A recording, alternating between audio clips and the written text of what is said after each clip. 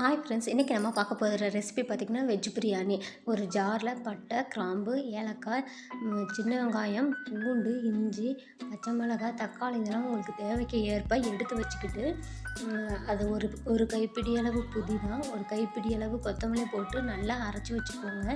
இப்போ இதில் போடுறதெல்லாம் நம்ம எண்ணெயில் போட மாட்டோம்.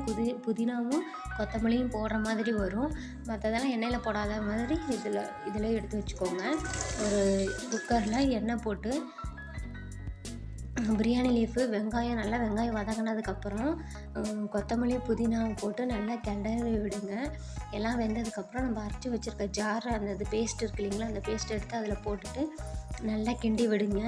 கிண்டி விட்டது அந்த பேஸ்ட்டு பச்சை வாசனை போகிற வரைக்கும் கிண்டி விட்டுட்டு அதுக்கப்புறமா நம்ம பார்த்திங்கன்னா வெஜிடபிள் போடுற மாதிரி இருக்கும். ஆல்ரெடி நான் ஊற வச்சுருந்த சோயாபீன்ஸ் எடுத்து அதில் போட்டுட்டு நறுக்கி வச்சுருந்த வெஜிடபிள்ஸ் எல்லாம் அதில் போட்டுட்டு பீன்ஸு, உருளைக்கிழங்கு, பச்சை பட்டாணி நான் போட்டிருக்கேன். தேவையான